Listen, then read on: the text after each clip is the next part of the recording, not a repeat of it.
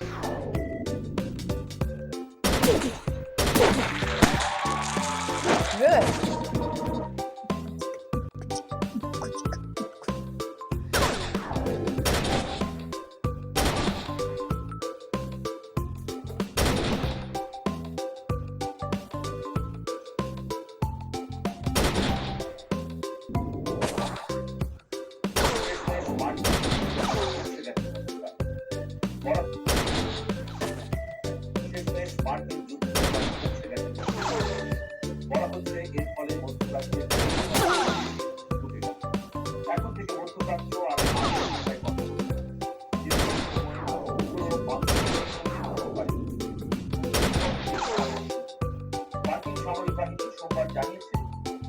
Abraham Lincoln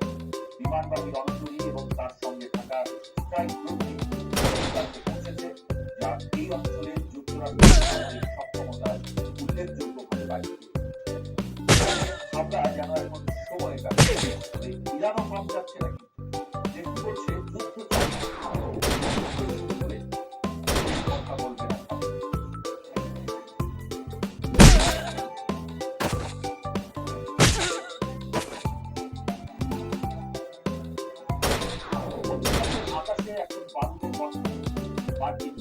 Abraham Lincoln যখন যুক্তরাষ্ট্রের জলসীমায় নোঙর করেছেন, তখন থেকে হিসাব নিকাশ বন্ধ হয়ে গেছে। ওয়াশিংটনের এই পদক্ষেপ কেবলই ইরানকে চাপে সরাসরি সামরিক। পেন্টাগন থেকে স্পষ্ট করে দেওয়া হয়েছে যে তারা তাদের দেশকে রক্ষা করতে এবং যে কোনো আগ্রাসন ঠেকাতে পুরোপুরি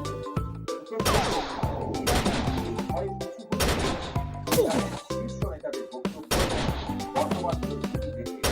মোটেও তেমনটা মনে হচ্ছে, বরং অনেকটা আক্রমণাত্মক প্রতিরক্ষা কৌশলে তারা স্পষ্ট করে জানিয়ে দিয়েছেন মধ্যপ্রাচ্যে এবার তারা একা লড়বে না। বছরের পর বছর ধরে লেবানন, ইয়েমেনের হুতি এবং ইরাক সিরিয়া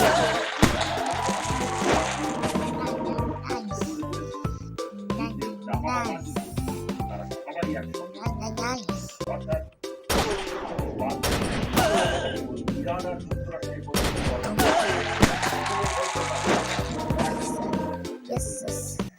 ইরানের সর্বোচ্চ নেতা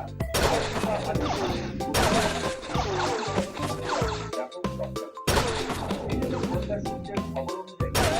মার্কিন হামলার ইরাকে তাকে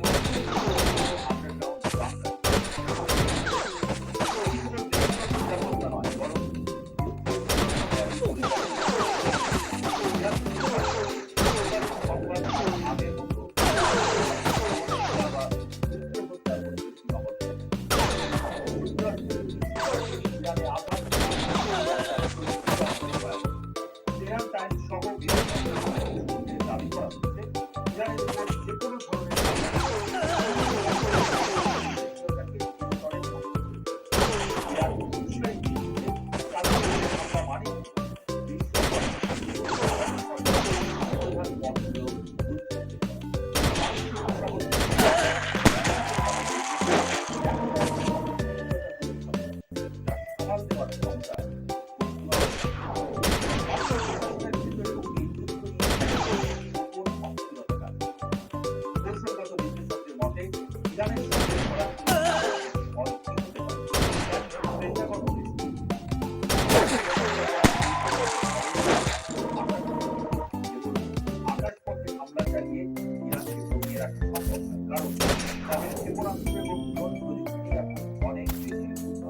তাছাড়া ইরান মার্কিন ও ইসরায়েল কয়েক হাজার নির্ভুল লক্ষ্যভেদী ব্যালিস্টিক ইরান বারবার বলছে তারা যুদ্ধ শুরু করবে না,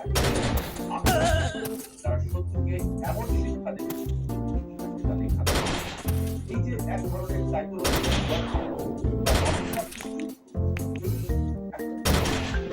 একদিকে মার্কিন রণতরীর বর্জন, অন্যদিকে ইরানের প্রতিরোধ করার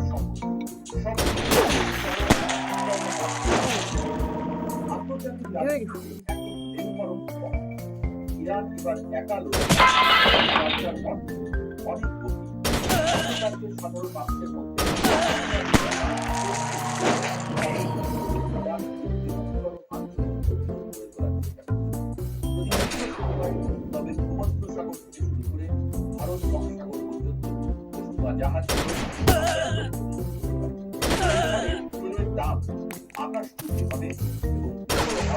এক গভীর লজ্জার কবলে।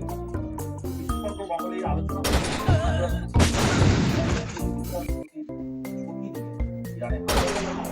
নাকি এই রণতরী মোতায়েন কেবলই ইরানের উপরে মনস্তাত্ত্বিক চাপ সৃষ্টি করে তাদের আলোচনার টেবিলে আনার চেষ্টা করা। কিন্তু ইরান এখন আর সেই নমনীয় অবস্থানে তারা মনে করছে কিছু হঠাৎ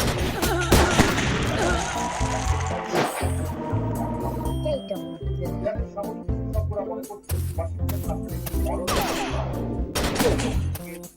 জানানো হয়েছে তাদের আকাশ বড় সময়ে কোন ধরনের অনুপ্রবেশ করতে তার জবাব হবে তাৎক্ষণিক এবং তারা যে কোনো সময়